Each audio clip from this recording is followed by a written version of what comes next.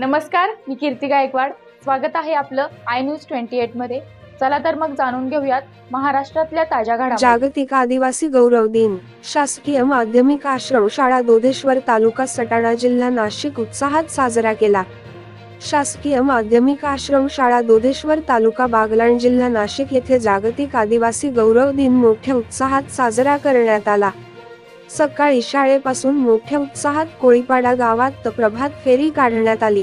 त्यामध्ये मुलींचे लेझिम पथक, बँड पथक, ढोल पथक, केश केलेल्या विद्यार्थी सहभागी झाल्या होत्या.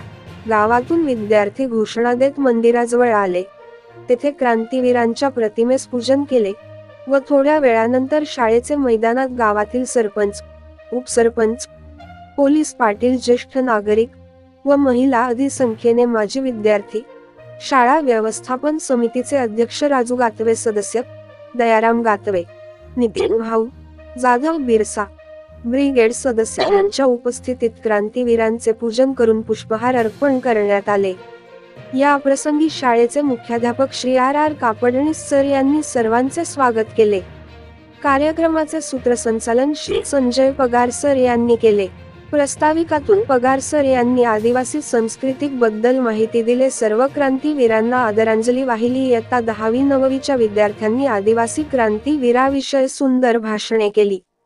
त्यांच्या जीवनाचा परिचय करून दिला. इयत्ता 1ली ते 10वीच्या विद्यार्थ्यांनी आदिवासी गीते सादर केले. गावकरी सांस्कृतिक कार्यक्रम बघून मुलांचे कौतुक करून बक्षिसे दिले. सांस्कृतिक कार्यक्रमांचे सूत्रसंचालन श्री पगार मॅडम यांनी सुंदररित्याने केले.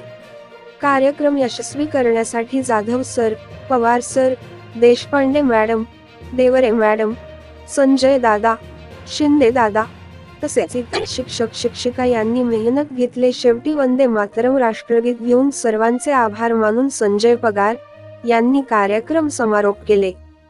सटाणा तहसील रिपोर्ट अशोक शांताराम शिंदे यांची रिपोर्ट.